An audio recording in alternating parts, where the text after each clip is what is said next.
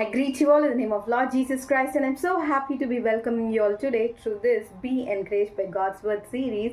And இன்றைக்கு நம்ம என்ன காரியத்தை பார்க்க போறோம் அப்படின்னா, okay, what is the best offering? Okay, எது பெஸ்டான ஒரு தேவனுக்கு பிரியமான ஒரு காணிக்கை அப்படின்றது வந்து நம்ம பார்க்க போறோம்.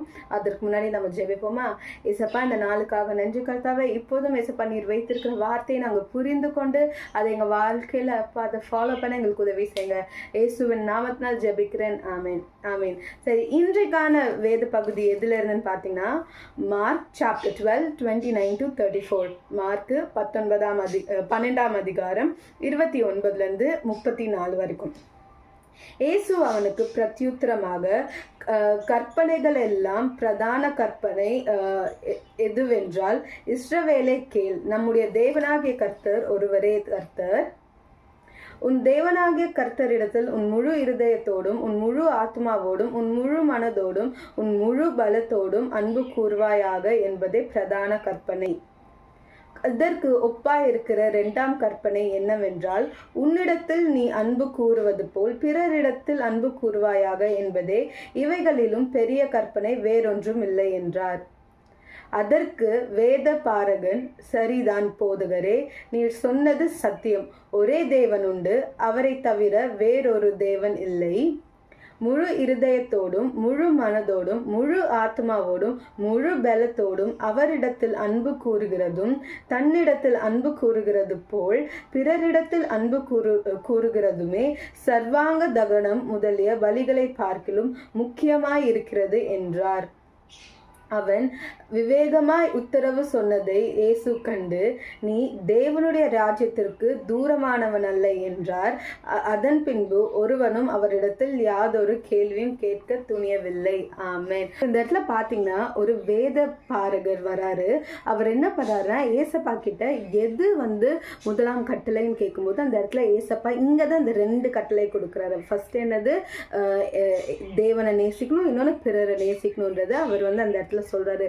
இங்க வேத பாரகர்கள்லாம் எப்படிப்பட்டவர்களா இருந்தாங்கன்னா, ஏசப்பாக்கு அகேன்ஸ்ட் அவரோட போதகத்தை ட்விஸ்ட் பண்ணி அவரை கேள்வி கேட்டு சொல்லப்போனா இயேசுக்கு சத்துருக்கள் போல நடந்து கொண்டிருந்தவங்க தான். ஆனா இந்த வேத பாரகரை மட்டும் பாருங்களேன், ஏசப்பா கிட்ட கேள்வி கேட்கறது மட்டும் இல்லாம அவர் சொன்னதை புரிஞ்சுக்கிறாரு.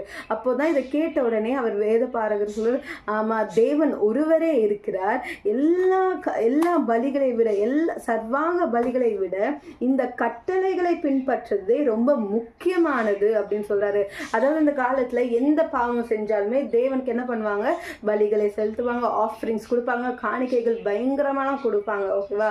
ஸோ பட் அவர் இந்த இடத்துல என்ன உணர்றாரு அப்படின்னா, அது எல்லாத்த பார்க்கலும் இந்த ரெண்டு கட்டளைய இந்த ஃபாலோ பண்றது தான், இந்த ரெண்டு கட்டளைக்கு கீழ்படுகிறது தான் எல்லா பலிகளை பார்க்கலும் முக்கியமா இருக்கிறது அப்படின்னு சொல்றாரு. அப்படி சொல்லும் போது ஏசப்பா அவரோட விவேகத்தை கண்டு, நீ கர்த்தருடைய ராஜ்யத்திற்கு தூரமானவன் இல்லை அப்படின்ற ஒரு சர்டிபிகேட்டை கொடுக்கிறாரு. அங்க யோசிச்சு பாருங்களேன், அநேகர் தேவனை இயேசுவா அந்த இடத்துல புரிந்து கொள்ளாம இருக்கிற இடத்துல இந்த வேத பாரகருக்கு புரியுது. எல்லா பலிகளை காட்டிலும், எல்லா காணிக்கைகளை காட்டிலும், எல்லா ஆஃபரிங்ஸை காட்டிலும் இந்த கட்டளைகளை பின்பற்றதுதான் ரொம்ப முக்கியமா இருக்கு அப்படின்னு. இன்றைக்கு நீங்க தேவனுக்காக எவ்வளவு வேணா செய்யலாம், ஊழியம் செய்யலாம், ஒரு 10,000 சப்ஸ்கிரைபர்ஸை வச்சுட்டு நீங்க டிஜிட்டல் மினிஸ்ட்ரி பண்ணலாம், இல்ல 10 சர்ச்சஸை வச்சுட்டு நீங்க பிசிக்கல் மினிஸ்ட்ரி பண்ணலாம், மிஷனரியா இருக்கலாம், வாட் எவர். ஆனா இந்த ரெண்டு கட்டளையும் நம்ம கீழ்ப்படியாம இருந்தோம், அன்பு நமக்குள்ள இல்லை அப்படின்னா அது எல்லாமே வீணாங்க. ஸோ இன்றைக்கு நீங்களும் சரி, நானும் சரி, தேவனிடத்துல ஏசப்பா எனக்கு இந்த ரெண்டு கட்டளையை கீழ்ப்படி எனக்கு கிருபை தாங்க, இதுதான் எல்லாத்தை விட முக்கியமா இருக்குல்ல. முதலாவது நான் அவங்களை நேசிக்கவும் பிறரை நேசிக்கவும் எனக்கு கிருபை தாங்கன்னு கேட்போம். அதன்படி நம்ம வாழ்வோம். வெறும் ஜெபத்தை செய்துட்டு போகாம அதன்படி நம்ம வாழ தேவனிடத்துல நம்ம உதவி கேட்போம். ஆமென். வாங்க இப்பொழுதும் ஜெபிக்கலாம். ஏசப்பா, இந்த நாளுக்காக நன்றி. இப்பொழுது கொடுத்த அப்பா இந்த சொன்ன வார்த்தைக்காக நன்றி அப்பா. அநேக நேரத்தில் Lord we are very good at preaching but we are not practicing அப்பா.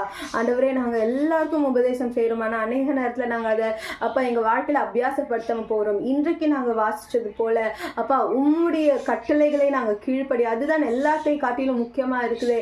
அதே ஆண்டவரே ராஜா அப்பா அபியாசப்படுத்த எங்கள் வாழ்க்கையில் உதவி செய்யுங்க அப்பா. நாங்கள் உம்முடைய இடத்தை எதற்கும் கொடுக்கக்கூடாது.